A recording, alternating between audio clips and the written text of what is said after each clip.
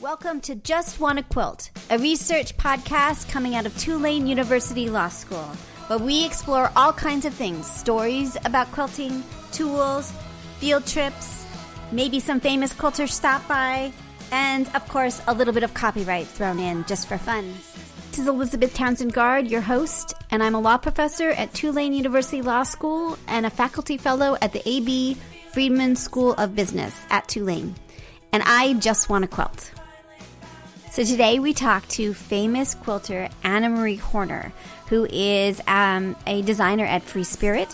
She also is the owner of Craft South in Nashville and so much more. We talk to her until her 5-year-old decides it's time for us not to chat. Yes, I'm Anna Maria Horner, and I'm calling from Nashville, Tennessee, where I work in my attic studio. It's so exciting. And I have to tell you that my list, we have a very short time today, and my list is like 10 hours of questions. Let me see what I can mark off today. Exactly. So we might have to have a part 2 because you have, I have so many questions for you. So for those that don't know, you are super famous, amazing quilter. You are the owner of Craft South. You're a mother of 7. You are a designer. You have your, you dip your toes in everything imaginable, and you do it with elegance. And your stuff is so insanely cool and awesome that I don't know how you do all of it. So that would be my. That's all very nice. I'm tired listening to that. Yeah. It never feels like so much. I think it never feels like all those things because I tend to be pretty hyper focused. You do hyper focused. You do like one thing at a time. Cool. There's always background stuff, but I do have a significantly sized staff at the shop. So in general, like the shop, which makes people think it's that one piece that people think like, how does she do that too? Right. Well, the thing is I don't. Like I operate it. I have meetings with my manager. I come up with ideas and I have help implement. That's really great. And help is so important, you know. I mean, I think that people, I have a pretty, my staff is a slightly transient because they're law students, but I couldn't do all of this without it because people, and you have to have a staff that you trust. I think that's super important, and be able to let go. And I suspect that you have that with your staff. Watching you all working at Quilt Con, it's really cool. You all seem to really, I mean, such a great team. It's a partnership, I think, right? It's like a team. Yes, and to be honest anymore, as long as I've been at this with all numbers of people helping me and in all types of situations of retail and my business, events and customer service interaction on every level, trade shows and help with that. Like, I find that there is so much I'm interested in, and I'm getting to where it's like, not only am I now guided by what's most important to me, but I'm also guided by the type of people I've brought into my process, and like the type of support that I have is meaningful in terms of how I decide, like, you know, we're all as a team really well suited for going this way, That's know, really cool. And yeah, it's quite nice because I just feel like at the end of the day, I feel like when someone refers to me as the boss, jokingly or seriously, like I'm so not the boss, you know, like I'm so not the boss at Craft South. Like I barely know how to run the register anymore, you know, and I have to ask permission to do things, which they laugh at. I'm like, can I take this? They're like, you already bought it. Like, right. But I mean, all, you know, a certain few of them in particular take real ownership of it. And I think that that feels like an accomplishment for me, is that like I've created a place and stepped back just enough. But they do have ownership, and it's meaningful to them to be in charge of things. I really like that. I really do. And I think team building is a specific skill that's super important. And I always feel like I do a lot of team building too. And I think it's important for the team members to feel valued, and also that they themselves are growing, so that wherever they go in their life, they feel like they grew when they're with you. And have something to take with it. Yes. Yeah. And nothing gratifies me more than like seeing former employees, you know, retail, let's face it, like retail is it has a high turnover rate, you know? So in terms of like shop help, nothing gratifies me more than to see some of our college students who came in like being interested in craft, and then like continuing to follow them when they've moved on or they've graduated or they've moved to a different city, and to see them constantly posting like embroidery that they first did when they were at their shop, or quilting that they had never done before they were at the shop. And it's become like a lifelong piece of who they are. And I'm so happy that our really little family kind of contributed that. Yeah. Now, all that to say, I've certainly failed in those relationships as well. Like, oh, well, that's true. Like every day, there's so many learning experiences. Yeah, every day. Just like parenting. So, right, exactly. So that was the thing I was going to ask. You're a mom of 7, which when I was telling my kid that I was interviewing you, she's like, you can't even handle one. So she said to me. I'm like, I totally agree. No, I mean, it's true. Yeah, getting dinner and shoes on. Yeah. It's hard. I doubt any of my kids would say I'm handling 7. Handling 7, right, exactly. But do you feel like you bring that team building sort of to the way how is that similar to your parenting style in the sense of you are managing a team with 7? So I'm curious what your thoughts are about the relationship. Is it totally different or is it similar? Well, it's totally different in terms of the relationship. Absolutely. Like, I wouldn't be respecting my staff if I thought they were my kids. Like sometimes some issues will flare up and I feel like a mom and I think what is most similar is probably like, I'm doing everyone a service if I can recognize that each of my staff or each of my children is particularly well suited for one thing or another. And to remember that every child isn't going to be well suited for everything. Every employee is not going to be perfectly suited for everything. So it's a matter of, like, with the staff, you are very intentionally trying to cater. You're very intentionally trying to build a team that everyone has a strong point that balances the other. You know, with kids, they are who they are. They are who they are. That's right. They are who they are. You can be selective with your staff, like we don't, I mean, you can at the end of the day, like it's true. And not with the kids. I don't get to kick out a kid. That always struck me as really odd is like you have this relationship with your husband or your partner, whoever it is, and then this creature, which you have no control over who it is injected into your life in this really interesting way. And that you have, I don't know. And you had that like 7 times. Like you have no idea what and these creatures are so different, Yes. And I've entered a new phase of my life. I'm also recently divorced from the kid's dad after almost 26 years of marriage, and so the real goal for us is we were still parents together. We're still family because of our kids, and so it's a new level of managing one family from 2 households. Hard. And I think that it's never happy, sometimes a necessary part of life to have a divorce, but I think that we've had such a long track record of parenting. We also sort of know each other's strengths. I mean, we sort of just like wordlessly know that one of us is going to be managing more of this and the other is going to be managing more of that. So there is some just kind of common knowledge of how we each do things and how we each approach the kids and what we're suited for. That's really interesting. I think and it's new for us, but we're acclimating, and I think that it's allowing us to the simple history of having been together for so long. Totally. There's just like it's no matter what happens, it's still core. Like that person's still a core person in your life because of all the things you've been through. Even if you're going in slightly different directions now. So it's funny. I've known my husband since I was 15, so a really long time. Yeah. We had this conversation recently. It was weird. We were just like, how are we different now in our 50s than when we were 15? And that core element is still there, Yeah.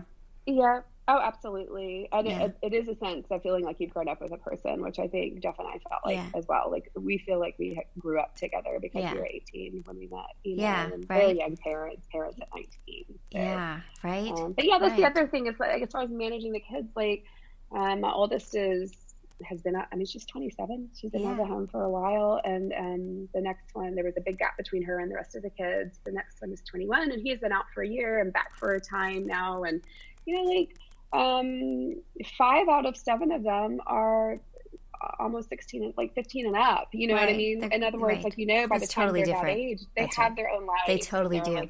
Like, you never see them. Right. You never see them. That's right. It's true. So it's really like the little two that are part of my like more daily kind of existence. That's so interesting. Happenings. So shifting to a little bit about sort of your thoughts, there's so much going on with the quilt industry right now. I'm curious what you think about what's happening in this world. What are your thoughts about it? I mean, I know you're a designer. Specifically? What? More specifically? More specifically, I don't know. I mean, there's just a lot of change happening all the time right now. Maybe that's always been. So, we're doing this project and we're doing a deep dive, but we've only been doing it for about a year and a half now. So I don't know if this world is always changing a lot or if it's a moment. I'm curious what you've been in this game for a while, so I'm curious what your thoughts are about 2019. What is this 2018, 2019 space? For the quilting industry, do you see it shifting? Yeah, I mean, I think that when I think about like the core changes from when I started 15 years ago, I think two key things. I think that how we access and share information is very different. Yeah. Right. That information piece, but that's not just the quilting industry. That's the whole world. That's right. Right. Mm-hmm. But we're part of that, certainly. And I think that I think that like no one wants to say this, but from where I sit, I do not think our customer base is growing. And I think there are more people coming to it, but as far as like a net gain of customers to the industry, I don't see it necessarily as growing at the moment or for the past year and a half. It could just be my own perception, and we all sort of partner with a different little segment of the industry and notice things. But I felt that so for me personally, my chunk of time that I've been part of it, like I came into the industry with the concept of a designer for fabric and for quilters and a name attached was still relatively new. In terms of a more contemporary perspective, there are certainly always names attached for, 30 years or more. Right. Certainly always names attached to things, but and Free Spirit, you've been were you with Free Spirit the whole time? Is that right? Have you been there from the beginning? Only Free Spirit. Only Free Spirit. And Free Spirit has always seemed to have that. Hi. I'm doing an interview. You probably can't hear. Hi, Julie, right now. This is Mariana. This is Hi, Elizabeth. Mariana. Hello. Mommy has to finish an interview right now. Do you need something? No, just I need a towel. Totally okay. Something. Okay, can you save it since I'm in the middle of an interview? We'll be really, tell her we won't be very long. We won't be long, okay? And then you can tell me. I'll let you know when I'm done. Thank you. So yes, I've always only ever been with Free Spirit. I was first approached, I think it was in 2005. At that time it had been founded by Donna Wilder as like an offshoot from a company called Fabric Traditions in New York, who's still alive and well and mostly supports mass industry of fabric. And Free Spirit was sort of this new concept where, Donna very specifically stepped outside the quilting realm to search for artists to bring into fabric design. And that was pretty different actually, to like go find artists and designers to contribute to the industry. Her hope was that it would broaden the range of design sensibilities. And it did. Of just sort of being, right? And it did. And it did. Absolutely did. And it also brought a new audience to quilting. And a new cool factor that was just like, Free Spirit is still that. I mean, they've got you and Cave and Tula. I mean, you've got the biggest names in, you are the biggest names in the quilt industry, and your stuff is like, it's still the coolest stuff around, right? There's and then you put you all together and you're an incredible powerhouse. And that's not the only designers. There's more design. Why do you think, it doesn't feel like all the fabric like you guys still are like king. So why do you think, so I see that as super important, and that you are driving like people wanting to be there because they see your stuff and you think it's cool and it's not what they expect. But that's very much a Free Spirit thing. I don't see that with the other companies in the same way of making kind of superstar people, right? I think it's harder to do now. I think that it's harder to be like, look at this person, and everyone starts paying attention and forever pays attention. I think that like the timing, Case had been around in the knitting world for years before he did fabrics. Yeah. And of course he was with Rowan as well, which was at the time there was sort of like as was Amy Butler, they were both with Rowan, but that was one of the companies held by Westminster Fibers, which owns a whole bunch of companies. Free Spirit was just one of them that they bought. So like I am now with the third owner of Free Spirit, right? So Free Spirit was started by Donna Wilder at Fabric Traditions. Within 2 years, I was a stepchild and bought by Westminster. Interesting. And then who also owned Rowan. So then Amy and Case came over to Free Spirit, and Denise Schmidt is another one that I think is incredibly iconic. Right. And like has so much to do with what our industry is. We owe a lot to all three of those artists. And so it has continued to change in the way that business changes, in the way that product manufacturing changes. How is Jaftex? The whole industry followed that in terms of like designer. Right. Now there's like a bunch. Everybody's got their designer list. There's a bunch. But it's different, right?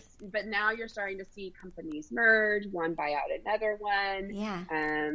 A little bit of going back to in-house art in some places because like the short story is the pie is only so big and you can cut it up in a lot of small pieces or have fewer bigger ones, like the pie got cut up quite small. And in terms of like the slices, and so I think now in some ways, I don't know. I don't view the industry as shrinking as much as it's correcting. I think that there was an abundance. Yeah, I get that. I think there was an abundance of product, an abundance of designers, and the market just simply couldn't bear it, And so I do think it has a tendency to self-correct and kind of shake out. That's really interesting. So what do you think? From my perspective. So first of all, how is Jaftex? Do you feel like, what role does the company that pays your, I don't know, maybe you don't want to talk about that, but maybe we can edit out whatever you want. But I guess my question is like, as a designer, having I've been under 3 deans, and it really changes who my life is by who the dean is, in huge ways. And so I'm curious if the company that owns who you're working, if that relationship impacts on who you are. Does that make sense? Yeah, I mean, anytime you get, you suddenly have a new owner, and a new operator, and a new manufacturer, particularly one that has a set of quite a number of businesses already. They have several brands already. Yeah, they do. Free Spirit is not like any of them, right? In fact, I think Free Spirit is not like any brand in the industry. Anywhere, yeah. It's so unique. So I do think there are others out there, though, that would have been a more seamless sort of joining of operation. I think that the types of brands that Jaftex held and still do are run one way. And it has a lot to do with more in-house designers than branded and licensed and freelanced, and also the customer they serve is a slightly different customer than Free Spirit. Now that can be very positive. You can be then like taking Free Spirit into shops that it wasn't really ever prior to. So the hope would be that you grow it, right? I mean, that's always the hope. Right. For me in particular, I was set to grow by building the Conservatory Collective that I have been working on for a few years. And so this transition came out of nowhere, and I felt like everything might get taken away. And and how is the Conservatory Collective going? In case people don't know, tell them. Explain exactly that in case people don't know what that is.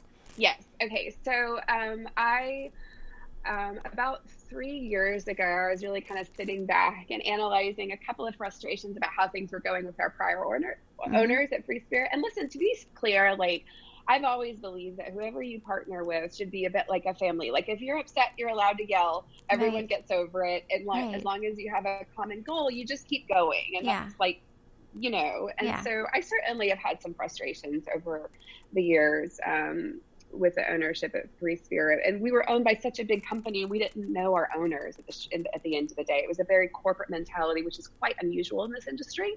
So to be Westminster Fibers was corporate. There are Right. so few corporations in our industry. Right. Usually it's like, the owner and you speak with them and it's Right. a family, or they've been doing it Right. for however long. So Right. when we were bought by a family at Jaftex, like that was super positive. I liked that they were, I do like that they're a fourth generation textile company. Like they've Right. been They get at it. It's their family. Right. It's their life. That's right. That's very positive. Before that all happened, I had been working on the idea to,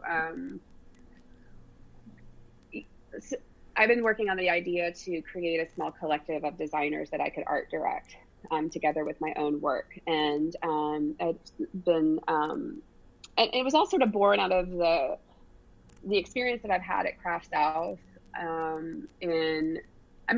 I always kept my head down as a designer. I never looked at fabric to be inspired about how to make fabric, right? I look at art, I look at fashion, I look at vintage furniture, rugs, I've always kind of never really paid attention to what was going on in the industry until I went to market twice a year. That's really interesting. That served me well.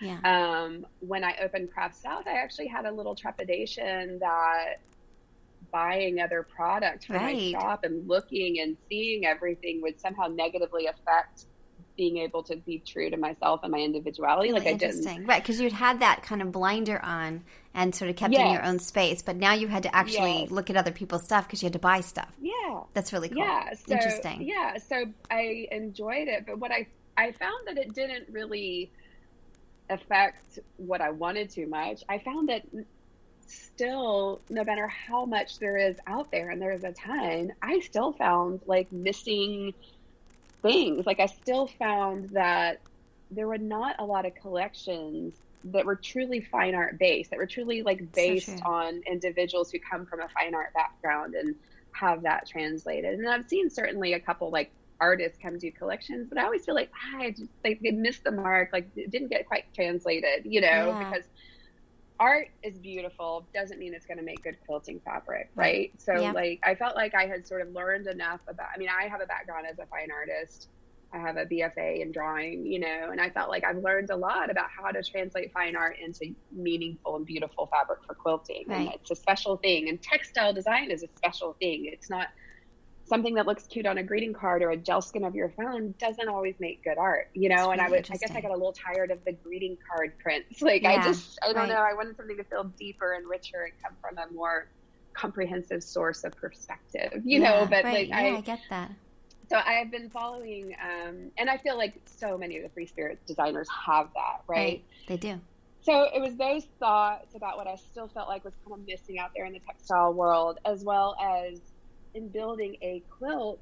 I would never choose to intentionally sew with one person's fabric. It's, to me, the beauty is that it is mixed together. Mm-hmm. So the idea kind of germinated to become one where, I involve these other designers with my work, and we launch collectively with a theme, but everyone is allowed to be entirely true to who they are as an artist, so that our mix of fabrics aren't so overly coordinated that it feels like one whole collection. That's really cool. But they are coordinated enough in presentation and palette that it makes the merchandising really easy for the shop owner. That's really cool. So I approached 4 different designers, one in Paris, one in London, one in Toronto, and one in San Francisco. Everyone said yes, and it was this long build to working out how it would go, and we basically launched twice a year. At one time of the year, I launched with 2 of the designers. 6 months later, I launched with the other 2 designers. So I sort of play into what they do, and I get to kind of recolor, rescale. I'm the translator from their art to fabric. How do you choose?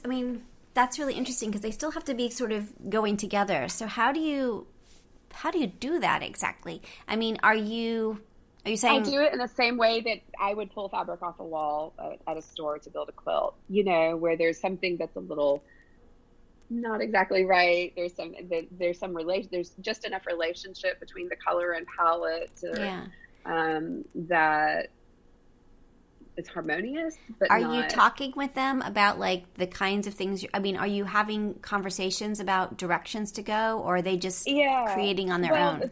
The thing that's really special about these 4 designers, one is Aruna Kunaraj. She has a company called Buku in Toronto. The other is Monica Forsberg. She's a Swede living in London. The other is Natalie Latte. She's Parisian. Well, she's German and Chinese descent, but lives in Paris. And then Courtney Cerruti is in San Francisco. So the thing that's really special about all 4 of these designers, they're incredibly stylistically diverse. It's no one's first gig. Like, they all have deep entrenched that's really cool. Careers in their design, and they all differ slightly in their audience, and they have each have deep audiences. So my goal isn't with conservatory is not unlike what Donna Wilder's was when she started Free Spirit, was to broaden the horizon, bring in fresh outside really cool. artistic perspectives, and grow the audience. That's really interesting. I mean, my goal is to grow the audience for quilting and for that's textile, very cool. you know. Very but cool. yeah, the putting it together is like the fun part. And really cool. because they each are continually working artists in their fields, they each have pretty deep libraries of existing work that I can kind of go into and pull from and work with. And you know, I named the chapters. The first chapter was called Pathways. The second chapter is called Portraits, which is just about to ship this spring. The chapter that we're going to show at Spring Market is called Wild, you know. That's really cool. We're working and why on the one concept now of chapter? Decay. I'm really interested about that. So why chapters? Just because I feel like all art that's worth looking at tells a story, you know? And so like, I like to think of conservatory as a whole as like this sort of novel, you know, and that we're giving you a little bit of a theme and sort of showing a different aspect of all of our design. And we, you know, each time so it can be looked back on in kind of in volumes and, you know, so I like that a lot. Oh my gosh, we've done 3 things on my list. Okay. And we're running out of time, and your kid totally needs you. So I totally get that. Okay. Mine also has to go to school. So tell me a little bit about, well, first of all, I want practical. So Quilt Con was there and in Nashville. So you had events at Craft South and others. But I've only been to a couple of events now. Where I'm there for official reasons. And I find it very stressful and very exhausting, and that I'm pulled in like a bazillion directions. And I'm curious how you handle that, because I'm not handling it very well, I have to say. I kind of shut down, and I'm just like it's too much. There's so much. And it has to be a bazillion times more for you, because you've got your super famous quilter person and a shop owner, and it's your hometown. And I just thought, how did you survive that? Well, I learned something from the last Quilt Con that was in the Southeast. We had a similar presence in Savannah as Craft South. We had a big booth. We had, I'm getting so much better at saying no to things, to be honest, is the short story. Really? We had a big booth. We were the Janome dealer. We sponsored 3 classrooms worth of machines. But in Savannah, my whole history with Quilt Con is that I have taught or lectured or both at every single Quilt Con since they started. And so in Savannah, I was like, oh yeah, I'll do all that. And also we'll have this booth and all this. So I had the booth. We sponsored 3 classrooms worth of machines. I sat on a panel. I had 3 classes. I did demos. I did a signing and a meet and greet at Free Spirit, and I drove myself effing insane. And it was what people don't understand is that you've also got all these fans. So it isn't just all that activity, but random people that want to spend time with you too. I imagine with you, right? I mean, for right? Yeah, and that's all really positive. Right. And what I learned is that not giving myself time to breathe has those interactions being less positive. And I certainly don't want that. Realizing that I want to go on the far right aisle at the end of the day to walk to lunch so that I don't get stopped is not positive. Yeah, so, in other words, I because that is entirely why I'm there. And so this time, so much, because it was in Nashville, I had access to my entire staff, which I never do. That's really great. That's I'm huge. always the person that's running off to these shows, and often my buyer manager, Elizabeth, helps me with those shows as well. But we're the ones running off to the shows and then coming back and talking about what it was like. And it was so fun for my staff to see what it was like. And in came the quilters, and the line went out the door at Craft South, and they were like, oh my God. Right. But so I got to tap my entire staff. That's huge. Did not teach. I did not lecture. I did not panel. I did not do anything but show up at the booth every day. And it was a huge joy. Like the whole purpose, I didn't sell. I didn't show anyone a machine. I did not set up a machine. I did not pack up. I loaded the truck. I helped set up the booth. I loaded the truck back up. I did the physical parts of the booth happening, but I did not give myself a role other than being there. And any part of the planning for like the Modcast nights, that was like my little baby with Stephanie Kendron. Yeah, Stephanie's awesome. At Craft South.